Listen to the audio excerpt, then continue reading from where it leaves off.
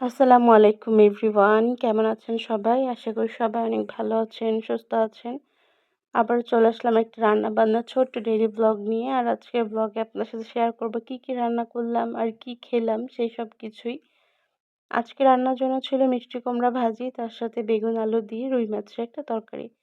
মিষ্টি কুমড়াটাকে এখানে আমি ছোট, ছোট করে কেটে নিয়েছি। আর মিষ্টি কুমড়া ভাজিটা কিন্তু যত কম মসলা দেয়া যায় ততই বেশি মজা হয়।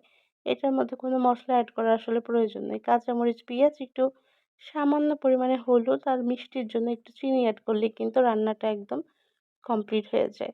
এটার জন্য আলাদা করে আপনি যে বেশি, বেশি করে মসলা এড করবেন, ওগুলো আসলে কিছুই করা দরকার হয় না। ভাজি তো ভাজি। ভাজিতে মরিচ, হলুদ, লবণ এটা দিলেই এনাফ। এর থেকে বেশি কিছু আসলে প্রয়োজন নাই। মিষ্টি কুমড়াটা ভাজি করার সাথে, সাথে আমি আবার এখানে বেগুন আলুও কেটে নিয়েছি। রুই মাছটাও ধুয়ে নিলাম। ওটাকে এখন ভেজে নিব। তো একটু লবণ, হলুদ মেখে মাছগুলাকে ভালো করে ভেজে নিচ্ছি। আর আজকে ভাগ্যক্রমে লাইনে গ্যাস আসছে চুলায়। তো লাইনে গ্যাস আসছে দেখে রান্না করতেছিলাম। আর এটা রাতের বেলায় ছিল। রাতের বেলায় আসলে লাইনে গ্যাসটা আসে মাঝে, মাঝে। সবসময় পাওয়া যায় না। আর ইদানিং তো একদম হুদাকামে বিল দিতে হয়, গ্যাসের দেখাই মিলে না। আজকে কোন দুর্ভাগ্যক্রমে না সৌভাগ্যক্রমে সেটাকে কি বলবো আসলে জানা নাই। তো গ্যাস ছিল এজন্য হচ্ছে রান্নাটা ভাবলাম করেই ফেলি। তো বেগুন আলুটাকে এখন ভালো করে কষিয়ে নিব। আর কষানো হয়ে গেলে ঝোলের পানি দিয়ে এর মধ্যে হচ্ছে মাছগুলা দিয়ে দিব। আর অন্য চুলায় তো আমার মিষ্টি কুমড়া ভাজিটা হবে, তারপর ভাত বসায় দিব।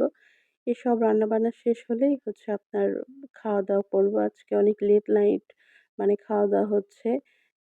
নরমালি মানুষ তো দুপুরে অনেক মজার খাবার খায়। বাট আমাদের এখানে তো সিলিন্ডার গ্যাস। তো আমি সবসময় আসলে রান্না করি সিলিন্ডার গ্যাসেই। বাট আজকে রাতে রান্না করতেছি ভাবলাম যে একটু খাইয়েই নিই। রাতে যেহেতু রান্না করছি তো অল্প কিছু পরিমাণে ভাত খাওয়া যাইতেই পারে।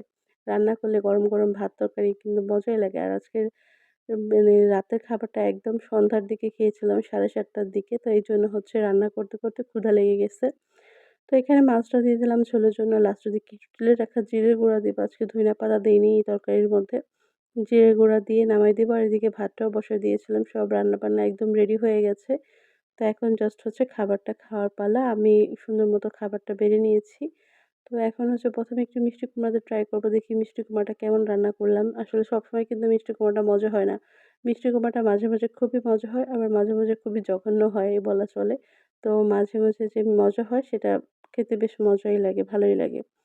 তো এই যে এখন হচ্ছে মিষ্টি কুমড়া ভাজিটা দিয়ে সুন্দর মতো ভাতটা মাখায় নিলাম। আর এরপরে বেগুন আলু দিয়ে রুই মাছের তরকারিটা দিয়ে একটুখানি খেয়ে নিবো। তো আজকের মতো এই পর্যন্তই রাখছি ভিডিওটা। আপনারা সবাই ভালো থাকবেন, সুস্থ থাকবেন।